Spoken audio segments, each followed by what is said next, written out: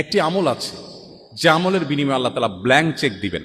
Blank cheque তো বুঝি আমরা, ফিগার আপনি বসায় নেবেন, স্বাক্ষর উনি করে দিয়েছেন, অ্যাকাউন্টে টাকার অভাব নাই, তুমি ফিগার বসায় নাও। একটা আমলের বিনিময়ে শুধু কোরআনে আল্লাহ তাআলা বলেছেন আখেরাতে বান্দাকে আল্লাহ ব্ল্যাঙ্ক চেক দিবেন। একটি আমল, অনলি একটি আমল। বলবো সেটা? আল্লাহ বলেছেন ইন্নামা ইউওয়াফাস সাবিরুনা আজরাহুম বিগাইরি হিসাব। যারা সবর করতে পারবে, ধৈর্যশীল হবে, আশাহত হবে না, ভেঙে পড়বে না, মুষড়ে পড়বে না, শক্ত থাকবে, আল্লাহর প্রতি আস্থা রাখবে, ভরসা রাখবে, আত্মবিশ্বাস থাকবে এবং সবর করবে, আল্লাহ বলেছেন তাদের বিনিময়ে দেওয়া হবে হিসেব ছাড়া। হিসেব ছাড়া।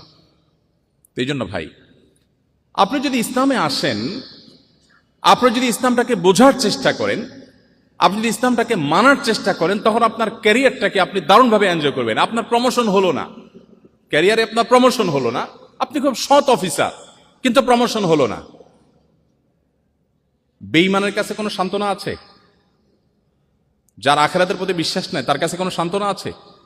আমি একজন সৎ মানুষ, বাট প্রমোশন হয় নাই, মানে এর চেয়ে বড় ট্র্যাজেডি আর কি হতে পারে? আপনার কাছে তো এর চেয়ে কষ্টের কিছু, আপনি শেষ হয়ে যাবেন ভিতরে ভিতরে ঘুরে ঘুরে। তার কোনো সান্ত্বনা আছে? কিন্তু ইমানদারের সান্ত্বনা আছে না নেই? আছে না নেই? আমার টার্গেট ছিল আমি প্রশাসনের সর্বোচ্চ লেভেলে যাব, আমি পড়াশোনা করে ভালো একটা জায়গায় যাব, যে আমি দুর্নীতিকে জাদুঘরে পাঠাবো, এদেশে মানুষের মুখে হাসি ফোটাবো, আমি অপ্রশাসনের বিরুদ্ধে সংগ্রাম করব, আমি সমাজে উদাহরণ হব, আমি মানুষের জন্য কাজ করব। এটা জীবনের সার্থকতা। ভোগবাদ এটা জীবনের সার্থকতা না। ভোগ করে সুখে থাকা এটা তো গরু ছাগলও পারে, পশু পাখিও পারে। ভোগবাদের বিপরীতে দাঁড়িয়ে ত্যাগের মধ্য দিয়ে মানুষের মুখে হাসি ফোটানো এবং তার বিনিময়ে আবার আল্লাহর কাছ থেকে রিওয়ার্ড আসা, এটা তো আমার জীবনে অনেক বড় একটা টার্গেট।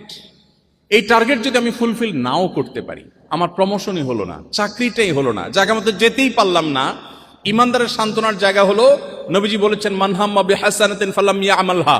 কেউ যদি কোনো ভালো কাজ করবার সংকল্প করে কিন্তু করতে না পারে, আল্লাহ তাআলা তাকে ওই কাজটা করার যেহেতু ইচ্ছার কোনো ত্রুটি ছিল না, কিন্তু সে পারে নাই, তার প্রমোশন হয় নাই, তার চাকরিটা হয় নাই, ব্যাটে বলে হয় নাই, তার স্বপ্ন ছিল, তার ইচ্ছা ছিল, ইচ্ছাতে কোনো খাদ ছিল না, সে সঠিক সিদ্ধান্ত গ্রহণ করেছে বাট হয়ে ওঠেনি। নবীজি বলেছেন কুতিবাত লাহু হাসানা। সে যা নিয়ত করেছে ওটা নিয়ত করে করলে যা সওয়াব পেত, নিয়ত করে সেটা করতে না পারলেও আল্লাহর কাছে সমপরিমাণ সওয়াব লাভ করবে। আপনি যদি মুসলিম হন, আপনার জীবনে প্রমোশন না হলে, চাকরি না হলে আপনি সান্ত্বনা খুঁজে পাবেন। চাকরি হয় না তাতে কি সব এক চুলও কম হবে না, আল্লাহ আমাকে পাই পাই করে দিবেন, ঘোষণা দেওয়া আছে, কারণ আমার ইচ্ছা কোনো ত্রুটি ছিল না। কিন্তু যদি আপনি ইমানদার না হন, আপনি যদি বেঈমান হন, তাহলে সেক্ষেত্রে আপনার কোনো সান্ত্বনা না, আপনি ও স্যাড বলে আপনি মন খারাপ করবেন, কিন্তু আপনার কিছু করার থাকবে না, আপনি অসুস্থ হবেন। এই জন্য পৃথিবীতে কেউ যদি সুখ চায়, আল্লাহ কোরআনে এমনিতে বলেন নাই আলা বিযিক্রিল্লাহি তাতমাইন্নুল কুলুব। যদি কেউ সুখ চায়, কেউ যদি মানসিক প্রশান্তি চায়, সেজন্য আল্লাহর স্মরণ করে। আল্লাহর স্মরণ করলে তার অন্তর এমনিতে প্রশান্ত হয়ে যাবে। আল্লাহ আমাদের সবাইকে মুসলমান হওয়ার তৌফিক দান করুন। প্রিয় ভাইয়েরা আমার, আমাদের সবচেয়ে বড় পরিচয় আমরা মুসলমান, এই পরিচয়টা আজ হারিয়ে গেছে। আমাদের পেশাগত পরিচয়, আমাদের অন্যান্য পরিচয়গুলো আজ আমাদের মূল পরিচয়কে ছাপিয়ে গেছে। আমাদের মূল পরিচয়কে পিছনে ফেলে অন্যান্য পরিচয়গুলো বড় হয়েছে। যদি কারোর এই আইডেন্টিটিটা সে ঠিক রাখতে পারে, কেউ যদি তার মুসলমানিত্বের পরিচয়টাকে সে অত্যন্ত গভীরভাবে নিজের ভেতরে ধারণ করতে পারে, তাহলে তার জীবনটা, পুরো জীবনটা একটা জান্নাতি জীবনে পরিণত হবে। সে জীবনের প্রতিটি মুহূর্তকে এনজয় করবে। তার যে চোখ ভরা স্বপ্ন থাকবে, স্বপ্ন পূরণ হলেও তার লাভ, না হলেও তার কোনো ক্ষতি নেই। নবীজি বলেছেন আজবান লি আমরিল মুমিন ইন্না আমরাহু কুল্লাহু খায়র। ঈমানদারের পুরো লাইফটা বড় পিকুলিয়ার, অদ্ভুত, কারণ তার জীবনের সবকিছুতেই ভালো।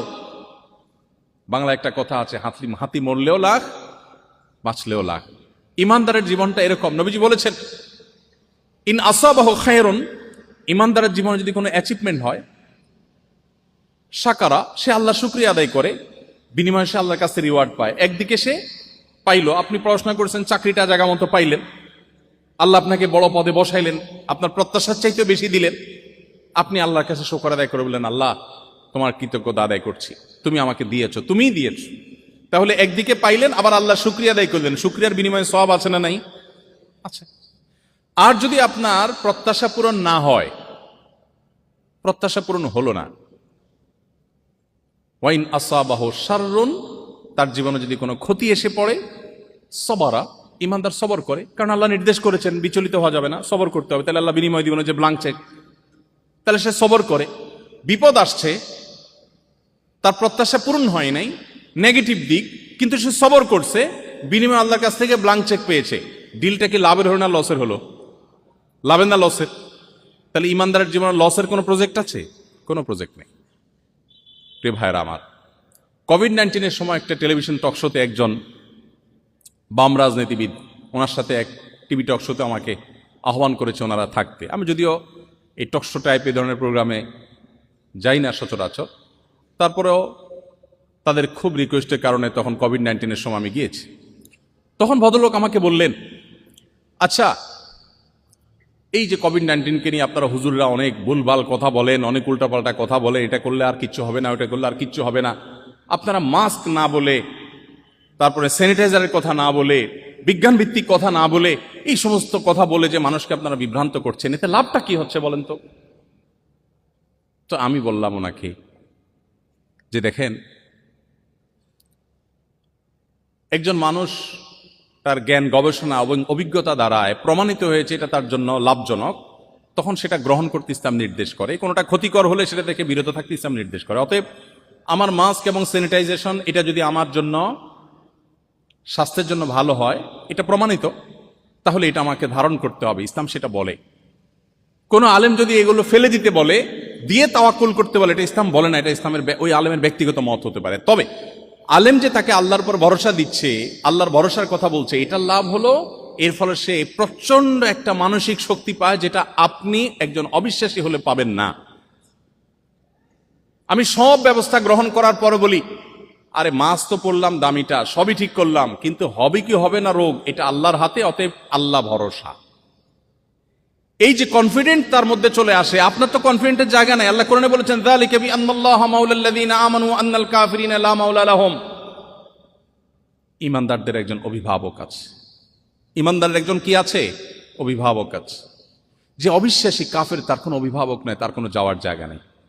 ঢাকা বিশ্ববিদ্যালয়ের একজন শিক্ষক আমাকে কোন একটা প্রোগ্রামে বলছিলেন, ব্যক্তিগতভাবে না, আমি ওই প্রোগ্রামে ছিলাম, ব্যক্তিগতভাবে সম্ভবত কোনো এক সময় বলেছেন, যাই হোক, তিনি বলছিলেন যে আমার এক স্টুডেন্ট, মুসলমানের ছেলে, হঠাৎ নাস্তিক হয়ে গেছে। বলে যে ধর্মকর্ম আমার ভালো লাগে না, আমার মনে হচ্ছে এগুলো মানুষের বানানো। তো ছেলেকে কিছু বোঝানোর চেষ্টা করলাম, কিন্তু সে খুবই অ্যারোগ্যান্ট, কোনোভাবে বোঝার চেষ্টা করলো না, এবং সে নাস্তিক্যবাদের উপরে তার দিনাতিপাত করা শুরু করলো। হঠাৎ অনেক দিন পরে দেখলাম সে আবার নামাজ কালাম ধরছে। বললাম, কিরে বাবা, তুমি না নাস্তিক হয়ে গেছো? বলে, স্যার, আবার আমি ইসলামে আসছি। বলে, ব্যাপার কি? কি বুঝে ইসলামে আসলা? তোমার এত বুঝালাম।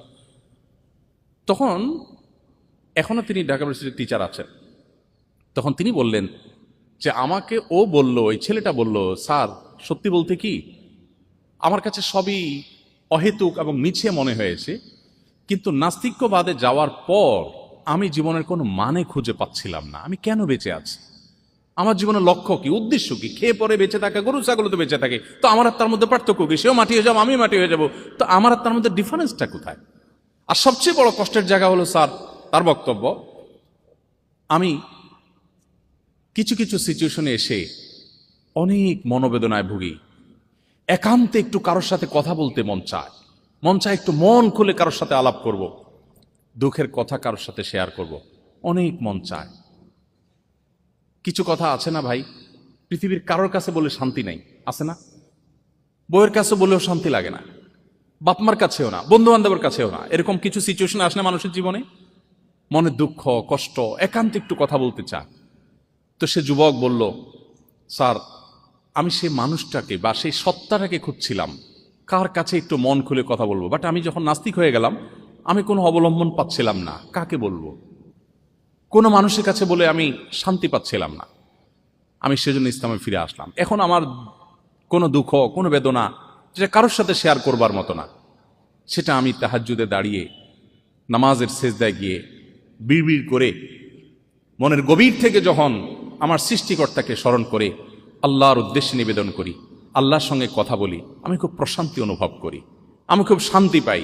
আমার মনের এই সুখটা পৃথিবীর কোনো শক্তি আর দিতে পারবে না, এটা নিশ্চিত হয়ে গেছে। সেজন্য আমি ইসলামে ফিরে এসেছি। ভাইরা আমার, আপনাদের কেরিয়ার, আপনাদের শিক্ষা জীবন থেকে কর্মজীবন পর্যন্ত, আপনার ধর্মীয় পরিচয়, আপনার দাওয়াতি রোড ম্যাপ, এই সব কিছু নির্ভর করে আপনার আইডেন্টিটির উপরে। হু আর ইউ, আপনার পরিচয়টা আসলে কি? আমাদের পরিচয়, আমরা গোলাম, আল্লাহর গোলাম। কার গোলাম? আল্লাহর গোলাম।